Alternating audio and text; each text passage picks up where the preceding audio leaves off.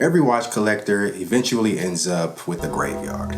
Not a literal graveyard. I'm not burying watches in the backyard or anything like that. But if you've been collecting for a few years, you probably have a few watches that used to be in a collection and now they're just gone, sold, traded, moved along to a new wrist somewhere out there in the world. So today I thought it would be fun to revisit all of the watches that I've sold over the years and explain why. Some of these were great watches and others were just learning experiences. And some of them were purchased during a very specific time in my collecting journey when one could say I just didn't know ball.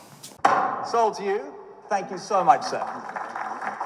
We move on now, ladies and gentlemen, to lot number 38. Okay, so let's talk about some of the earliest pieces that I bought when I first got into watches. And when I say early, I mean early, like I had just started watching YouTube videos. I recognized a few brand names and I thought the mechanical watches were cool, but beyond that, like I said, I just didn't know ball. The first example of this is the Citizen Calendrier. Now, when I first bought this, I thought it looked pretty cool. I was in the market for a blue dial watch and I thought this one was pretty nice.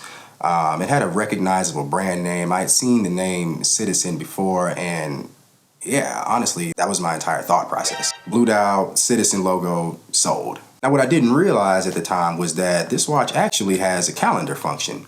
Now, if you're an avid watch collector, obviously you know what that means, but did I at the time when I bought this watch? Absolutely not. I just thought the little sub-dials looked cool, but really I had no idea what they did. Again, I didn't know ball. Then we have the Tissot Couturier chronograph, which is actually hilarious because at the time, I didn't even know what a chronograph was. Again, I knew I just kind of liked these little sub-dials and I knew in the watch world, this had to mean something's going on, right? So naturally, I thought, yeah, this watch looks complicated. I'll take it. Did I know how to use a chronograph? No. Did I know what a chronograph was designed to measure? Also no. But I did know the watch looked cool, and again, your boy didn't know ball. Eventually, both of these watches got sold on Chrono24. Not because they were bad watches, but because my taste simply evolved and they didn't really fit my style anymore. Now, after that early phase, something interesting happened. I started to learn a lot more about watches, mostly from YouTube, and like a lot of people in the hobby, one of the creators that I watched a lot was Teddy Baldessar. That's what led me to what I think of as one of my first true enthusiast watches, the Hamilton Khaki Field. Now, this watch is a classic. Great design, great value, you know, just really solid Swiss mechanical watch. And really, I have nothing bad to say about it. I actually bought this from Teddy Baldessar's shop. And at the time, it felt like a huge step up from the watches that I had purchased before. You know, this was a watch that people respected. And when I wore it, it kind of felt like, okay, I'm starting to understand this hobby now. But eventually, something started to shift in how I approached collecting. I realized I didn't necessarily want more watches, I wanted better watches. So instead of buying something every few months, I started consolidating the collection, selling a few watches, saving up, and ultimately putting that money towards something bigger. Which is why the Khaki Field ultimately left the collection. Again, great watch, but just part of the journey. Next up, we have the Lunar Pilot by Belova. Now this watch actually came from another YouTuber, The Time Teller. Now, if you know anything about the Lunar Pilot, you know it actually has a pretty cool backstory.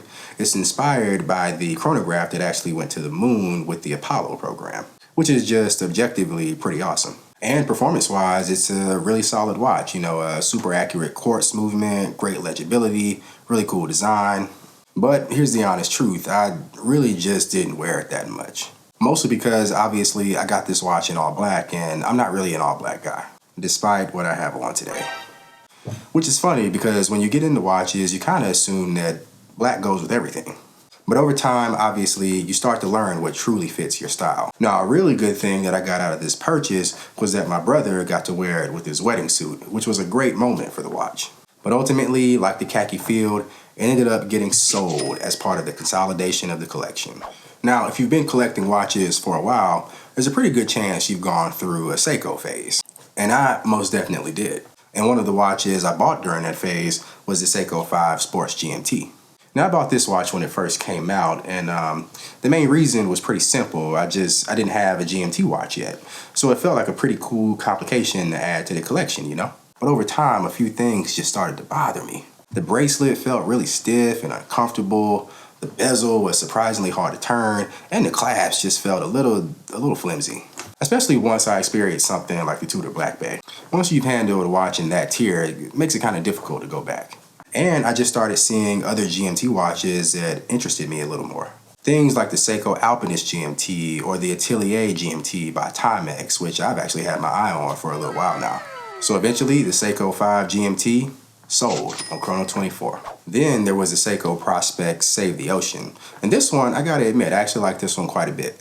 The dial was beautiful, the color scheme was awesome, and it was a great beach watch.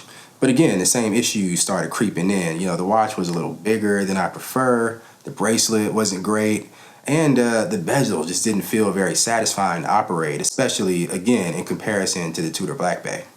And at a certain point, I realized I could sell this watch and put that money towards something bigger. So, like the Seiko 5 Sports GMT and like the others, sold. Chrono 24. And that kind of brings me to the phase that I'm in now, the trade-up phase. Instead of buying a lot of watches, I'm trying to save up and go after the watches that I truly love. That's how watches like the Tudor Black Bay ended up in my collection. And how I eventually moved towards something like the Legend Diver by Longines, which I am absolutely loving. More on that later. Both of these watches feel like an overall step up in terms of finishing, history, and overall presence. And when you wear the watches that you love and you've been after for a while, you start to realize something. Sometimes fewer watches really is better. You know, the funny thing is, none of the watches that I sold were actually bad watches. Not a single one. They're just watches from different chapters of my journey. The I didn't know ball chapter, the YouTube learning chapter, the Seiko phase, the trade up phase, and honestly, all of it is what makes watch collecting fun. Because as your taste evolves and your knowledge grows, your collection starts to truly reflect who you are. Thanks for watching today, guys. As always, I hope you enjoyed this video. If you did, be sure to give it a like and subscribe to the channel. I've got new content coming out every week, so be sure to subscribe to stay in the loop. Until next time, peace.